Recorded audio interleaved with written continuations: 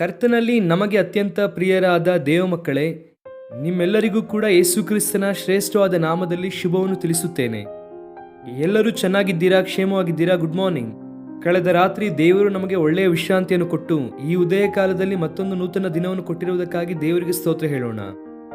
ನೀವು ನನ್ನಲ್ಲಿಯೂ ನನ್ನ ವಾಕ್ಯವು ನಿಮ್ಮಲ್ಲಿರುವುದಾದರೆ ನೀವೇನು ಬೇಕಾದರೂ ಬೇಡಿಕೊಳ್ಳಿರಿ, ನಾನು ನಿಮಗೆ ಕೊಡುತ್ತೇನೆ ಎಂಬುದಾಗಿ ಯೇಸು ಕ್ರಿಸ್ತನು ವಾಗ್ದಾನ ಮಾಡಿದ್ದಾರೆ. ಎಷ್ಟು ಉನ್ನತನಾದ ದೇವರು ಆತನು! ಆತನ ಕೃಪೆಯು ನಮ್ಮ ಮೇಲೆ ಅಪಾರವಾಗಿ ಇರುವುದರಿಂದ, ಆತನ ಕೃಪೆ ನಮ್ಮ ಮೇಲೆ ಹೆಚ್ಚಾಗಿರುವುದರಿಂದ ನಾವು ಇಂದು ಕೂಡ ಸಜೀವವುಳ್ಳವರಾಗಿದ್ದೇವೆ. ಜೀವಂತರು ಜೀವಂತವುಳ್ಳವರೇ ನಿನ್ನನ್ನು ಸ್ತುತಿಸುತ್ತಾರೆ. ಯಾಕೆ ನಾವು ಸಜೀವವುಳ್ಳವರ ಲೆಕ್ಕದಲ್ಲಿದ್ದೇವೆ ಅಂದರೆ ಆತನನ್ನು ಸ್ತುತಿಸುವುದಕ್ಕೆ, ಘನಪಡಿಸುವುದಕ್ಕೆ. ನಿಮಗೆ ಒಂದು ವಿಷಯ ಗೊತ್ತಾ? ದೇವರನ್ನು ಸ್ತುತಿಸುವಂತಹ ಜೀವಿತ, ಆತನನ್ನು ಘನಪಡಿಸುವಂತಹ ಜೀವಿತ ಬಹಳ ಉನ್ನತವಾದ ಜೀವಿತ. ಅದಕ್ಕಿಂತ ಶ್ರೇಷ್ಠವಾದದ್ದು ಜೀವಿತದಲ್ಲಿ ಇನ್ನೊಂದಿಲ್ಲ. ಕರ್ತನು ಇದುವರೆಗೂ ನಮ್ಮ ಜೀವಿತದಲ್ಲಿ ಮಾಡಿದಂತಹ ಮೇಲು ಉಪಕಾರಗಳನ್ನು ನೆನೆಸಿಕೊಂಡು ಕೃತಜ್ಞತೆಯಿಂದ ಆತನನ್ನು ದೃಷ್ಟಿಸುವಾಗ ಇನ್ನೂ ಹೆಚ್ಚಾದ ಕಾರ್ಯಗಳನ್ನು ಆತನು ನಮ್ಮ ಜೀವಿತದಲ್ಲಿ ಮಾಡುವುದಕ್ಕೆ ಆತನು ಯಾವಾಗಲೂ ಕೂಡ ಸಿದ್ಧನಾಗಿಯೇ ಇದ್ದಾನೆ. ವಾಗ್ದಾನ ಸಂದೇಶದ ಮೂಲಕ ನಿಮ್ಮಲ್ಲಿ ಅನೇಕರು ಆಶೀರ್ವದಿಸಲ್ಪಟ್ಟಿದ್ದೀರಲ್ವಾ? ಈ ದಿನದ ವಾಗ್ದಾನ ಸಂದೇಶಕ್ಕಾಗಿ 19ನೇ ಕೀರ್ತನೆ 8ನೇ ವಾಕ್ಯವನ್ನು ಓದೋಣ. Psalm 19 and verse 8. ಆ ವಾಕ್ಯವನ್ನು ಓದುತ್ತೇನೆ, ಗಮನಿಸಿರಿ. ಯೆಹೋವನ ನಿಯಮಗಳು ನೀತಿಯುಳ್ಳವುಗಳಾಗಿವೆ, ಮನಸ್ಸನ್ನು ಹರ್ಷಪಡಿಸುತ್ತವೆ. ಯೆಹೋವನ ಆಜ್ಞೆ ಪವಿತ್ರವಾದದ್ದು, ಕಣ್ಣುಗಳನ್ನು ಕಳೆಗೊಳಿಸುತ್ತದೆ. The statutes of the Lord are right, rejoicing the heart.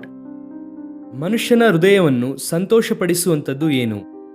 ಅನೇಕರು ಈ ದಿನದಲ್ಲಿ ಸಂತೋಷ ಎಲ್ಲಿದೆ ಎಂಬುದಾಗಿ ಹುಡುಕುವವರು ಇದ್ದಾರೆ. ಸಿನಿಮಾದಲ್ಲಿ ಸಂತೋಷ ಇದೆ ಎಂಬುದಾಗಿ ಸಿನಿಮಾ ನೋಡುವಂಥವರು ಅನೇಕರಿದ್ದಾರೆ. ದಿನಕ್ಕೆ ಒಂದ ಅಂದರೆ ಇಲ್ಲ, 2-3 ಸಿನಿಮಾಗಳನ್ನು ನೋಡುವವರು ಇದ್ದಾರೆ. ಎಲ್ಲಿದ್ದಾನಮ್ಮ ನಿಮ್ಮ ಮಗ ಅಂದರೆ ಕೇರ್ ಆಫ್ ಮೂವಿ ಥಿಯೇಟರ್ ಎಂದು ಹೇಳುತ್ತಾರೆ. ನಮ್ಮವನು ಯಾವುದೋ ಸಿನಿಮಾ ಹಾಲಲ್ಲಿ ಇರುತ್ತಾನೆ ಎಂಬುದಾಗಿ ತಂದೆ ತಾಯಿ ಹೇಳುವಂತಹ ಪರಿಸ್ಥಿತಿ ಇದೆ ಈ ದಿನ. ಬೆಳಗ್ಗೆ ಒಂದು, ಮಧ್ಯಾಹ್ನ ಒಂದು, ಸಾಯಂಕಾಲ ಒಂದು. ಯಾಕೆ ಅಂದರೆ ಎಂಟರ್ಟೈನ್ಮೆಂಟ್. ಆ ಹೀರೋವನ್ನು ಅಥವಾ ತೆರೆ ಮೇಲೆ ಕಾಣುವಂತ ಎಲ್ಲರನ್ನು ನೋಡಿ ಆ ಹೀರೋ ವಿಷಯದಲ್ಲಿ ಇವನು ಮುಳುಗಿ ಹೋಗಿ ಅವನ ಉದ್ದೇಶವೆಲ್ಲ ಸಿನಿಮಾದ ಮೂಲಕ ಸಂತೋಷ ಪಡೆಯಬೇಕೆಂದು. ಟಿವಿ ಸೀರಿಯಲ್ ಅಲ್ಲಿ ಆನಂದ ಹುಡುಕುವಂತವರು, ಅಥವಾ ಲೋಕ ಸಂಬಂಧವಾದಂತಹ ಕಾರ್ಯಗಳಲ್ಲಿ, ಕುಡಿಯುವುದರಲ್ಲಿ, ಜೂಜಾಡುವುದರಲ್ಲಿ, ಅಕ್ರಮವಾಗಿ ಜೀವಿಸುವುದರಲ್ಲಿ, ಅಶ್ಲೀಲವಾಗಿ ಬದುಕುವುದರಲ್ಲಿ ಸಂತೋಷ, ಆನಂದವನ್ನು ಹುಡುಕುವಂತವರು ಅನೇಕರಿದ್ದಾರೆ. ನಿಜವಾದ ಸಂತೋಷ, ನಿಜವಾದ ಆನಂದವು ಎಲ್ಲಿದೆ ಅಂದರೆ ಈಗ ನಾವು ಓದಿದಂತಹ ವಾಕ್ಯ ಭಾಗದಲ್ಲಿ ವಾಕ್ಯವು ಹೇಳುತ್ತಾ ಇದೆ, ಕರ್ತನ ಉಪದೇಶವು ಪವಿತ್ರವಾದದ್ದು, ಅದು ಹೃದಯವನ್ನು ಸಂತೋಷಪಡಿಸುತ್ತದೆ. ಈ ದಿನ ವಾಗ್ದಾನ ಏನು ಗೊತ್ತಾ? ನಿನ್ನ ದೇವರು ತನ್ನ ಉಪದೇಶದಿಂದ ನಿನ್ನನ್ನು ಸಂತೋಷಪಡಿಸಲಿದ್ದಾರೆ. ಆಮೇನ್. ನಿನ್ನ ದುಃಖವು, ನಿನಗಿರುವಂತಹ ವೇದನೆ, ನಿನ್ನ ಕಣ್ಣೀರಿನಿಂದ ಕರ್ತನು ಬಿಡುಗಡೆ ಕೊಟ್ಟು ನಿನ್ನನ್ನು ಸಂತೋಷಪಡಿಸಬೇಕೆಂದು ಆತನು ಆಶಿಸುತ್ತಿದ್ದಾರೆ. ಕುರುಬರು ರಾತ್ರಿ ಚಳಿಯ ವೇಳೆಯಲ್ಲಿ ಬೆಂಕಿ ಕಾಯಿಸುತ್ತಾ ಇದ್ದಾರೆ. ಭಯದಲ್ಲಿ, ಆತಂಕದಲ್ಲಿ, ಹೆದರಿಕೆಯಿಂದ ಅವರಿದ್ದರೆ ಕರ್ತನು ಅವರನ್ನು ಸಂತೋಷಪಡಿಸುವುದರ ಇಲ್ವಾ? ದೂತನ ಒಂದು ಶುಭವರ್ತಮಾನವನ್ನು ತರುವುದರ ಮೂಲಕವಾಗಿ ಅವರು ಯೇಸು ಕ್ರಿಸ್ತನನ್ನು ನೋಡಿ ಸಂತೋಷಪಟ್ಟರು, ಆನಂದಪಟ್ಟರು. ಜೋಯಿಸರು ಕರ್ತನನ್ನು ನೋಡಿ ಸಂತೋಷಪಟ್ಟರು. ಭಕ್ತನಾದ ಪೇತ್ರನು ಹೇಳುತ್ತಾನೆ, ನೀವು ನಿಮ್ಮ ನಂಬಿಕೆಗೆ ತಕ್ಕ ಫಲವನ್ನು ಅಂದರೆ ಆತ್ಮರಕ್ಷಣೆಯನ್ನು ಹೊಂದುತ್ತಾ ಹೇಳಲಿಕ್ಕೆ ಆಗದೇ ಇರುವಷ್ಟು ಮಹಿಮಾನ್ವಿತವಾದ ಆನಂದದಿಂದ ಸಂತೋಷ ಪಡುತ್ತಿದ್ದೀರಾ ಎನ್ನುವಂತಹ ಮಾತು ಪೇತ್ರನು ತನ್ನ ಪತ್ರಿಕೆಯಲ್ಲಿ ಬರೆಯುತ್ತಾರೆ. ಆತ್ಮರಕ್ಷಣೆಯ ಮೂಲಕ ನಿಜವಾದ ಆನಂದ, ನಿಜವಾದ ಸಂತೋಷ.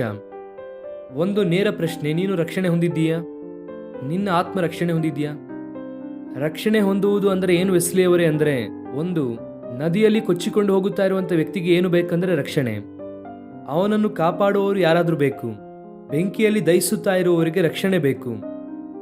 ಯಾವುದಾದ್ರೂ ಪ್ರತಿಕೂಲ ಪರಿಸ್ಥಿತಿಯಲ್ಲಿ ಅಪಾಯದಲ್ಲಿರುವವರಿಗೆ ರಕ್ಷಿಸುವುದಕ್ಕೆ ಯಾರು ಬರುತ್ತಾರೆ ಎಂಬುದಾಗಿ ಎದುರು ನೋಡುತ್ತಾರೆ. ಅಂದರೆ ಮನುಷ್ಯನು ಪಾಪ ಎನ್ನುವಂಥ ನದಿಯಲ್ಲಿ ಕೊಚ್ಚಿಕೊಂಡು ಹೋಗುತ್ತಾ ಇದ್ದಾನೆ. ಆದ್ದರಿಂದ ಮನುಷ್ಯನಿಗೆ ರಕ್ಷಣೆ ಬೇಕಾಗಿದೆ. ಆ ರಕ್ಷಣೆಯನ್ನು ಯಾರು ಕೊಡಬಲ್ಲನು ಅಂದರೆ ದೇವರೇ. ಆತನು ಮಾತ್ರವೇ ಮನುಷ್ಯರನ್ನು ಪಾಪದಿಂದ ರಕ್ಷಿಸುವಾತನು. ಯೇಸು ಕ್ರಿಸ್ತನು ಯಾಕೆ ಈ ಲೋಕಕ್ಕೆ ಬಂದರು ಅಂದರೆ ಕೆಲವರು ಅಂದುಕೊಂಡಿರುವ ಹಾಗೆ ಮತಾಂತರ ಮಾಡುವುದಕ್ಕೆ ಆತನು ಬರಲಿಲ್ಲ. ಕೆಲವರು ಅಂದುಕೊಂಡಿರುವ ಹಾಗೆ ಕುಲ ವಿಭಜನೆ ಮಾಡುವುದಕ್ಕಾಗಿ ಆತನು ಬರಲಿಲ್ಲ. ನಿಜವಾದ ದೇವರಿಗೆ ಮತವೂ ಇಲ್ಲ, ಕುಲವೂ ಇಲ್ಲ. ಅದನ್ನು ಮನುಷ್ಯರು ಉಂಟು ಮಾಡಿರೋದು ಬಿಟ್ಟರೆ ದೇವರಿಗೆ ಯಾವ ಮತ ಇದೆ? ಆತನು ಯಾವ ಮತಕ್ಕೆ ಸಂಬಂಧಪಟ್ಟವನು? ಆತನು ಯಾವ ಕುಲದವನು ಎಂದು ಹೇಳುತ್ತೀಯ? ಆತನಿಗೆ ಕುಲ ಇಲ್ಲ, ಮತ ಇಲ್ಲ. ದೇವರು ದೇವರೇ.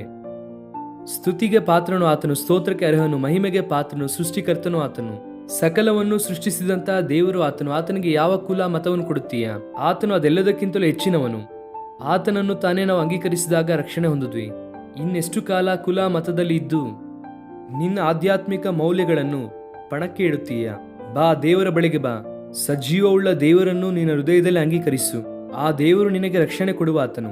ಯಾವಾಗ ನಾವು ಆತ್ಮರಕ್ಷಣೆಯನ್ನು ಹೊಂದುತ್ತೇವೋ ಹೇಳಲಿಕ್ಕೆ ಆಗದೇ ಇರುವಷ್ಟು ಮಹಿಮಾನ್ವಿತವಾದ ಆನಂದದಿಂದ ನಾವು ಸಂತೋಷ ಪಡುತ್ತೇವೆ. ದೇವರ ಉಪದೇಶವು ಪರಿಶುದ್ಧವಾದದ್ದು, ಆದ್ದರಿಂದಲೇ ಅದು ನಿನಗೆ ಸಂತೋಷವನ್ನು ಕೊಡುತ್ತದೆ. ಇದುವರೆಗೂ ಲೋಕದಲ್ಲಿ ಆನಂದಕ್ಕಾಗಿ ಸಂತೋಷಕ್ಕಾಗಿ ತಿರುಗಾಡಿ ಬಳಲಿ ಹೋಗಿದ್ದೀಯೇನೋ?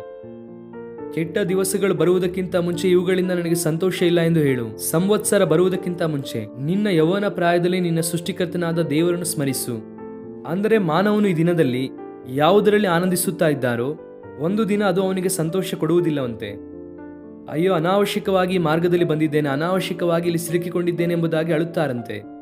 ಆದರೆ ಯಾವಾಗ ದೇವರ ಬಳಿ ಬರುತ್ತಾರೆ ಯೌವನ ಪ್ರಾಯದಲ್ಲಿಯೇ, ಅಂದರೆ ದೇವರು ಸುವಾರ್ತೆಯನ್ನು ಅಂಗೀಕರಿಸುವುದಕ್ಕೆ ಅವಕಾಶವನ್ನು ಕೊಡುವಾಗ ನೀನು ಆತನ ಕಡೆಗೆ ತಿರುಗುವುದಾದರೆ ನೀನು ಸಂತೋಷ ಹೊಂದುತ್ತೀಯ. ನಾನು ಪರಿಪೂರ್ಣವಾಗಿ ನಂಬುತ್ತೇನೆ, ನೀವೆಲ್ಲರೂ ಕೂಡ ದೇವರು ಕೊಡುವ ಆನಂದದಲ್ಲಿ ಬೆಳೆಯಬೇಕೆಂದು, ಆತನು ಕೊಡುವಂತಹ ಸಂತೋಷದಿಂದ ನೀವು ಸಮೃದ್ಧಿ ಸಮಾಧಾನವನ್ನು ಅನುಭವಿಸಬೇಕೆಂದು ಮನಪೂರ್ವಕವಾಗಿ ಕೋರುತ್ತೇನೆ. ದುಃಖದಲ್ಲಿ ಇದ್ದೀಯಾ? ವೇದನೆಯಲ್ಲಿದ್ದೀಯಾ? ಕಣ್ಣೀರಿಂದ ಇದ್ದೀಯಾ? ಬಳಲಿ ಹೋಗಿದ್ದೀಯಾ? ಬೇಸರವಾಗಿದ್ದೀಯಾ? ಬಾ, ದೇವರ ಬಳಿಗೆ ಬಾ. ತನ್ನ ಕರವನ್ನು ಚಾಚಿ ದೇವರು ನಿನ್ನನ್ನು ಕರೆಯುತ್ತಿದ್ದಾರೆ.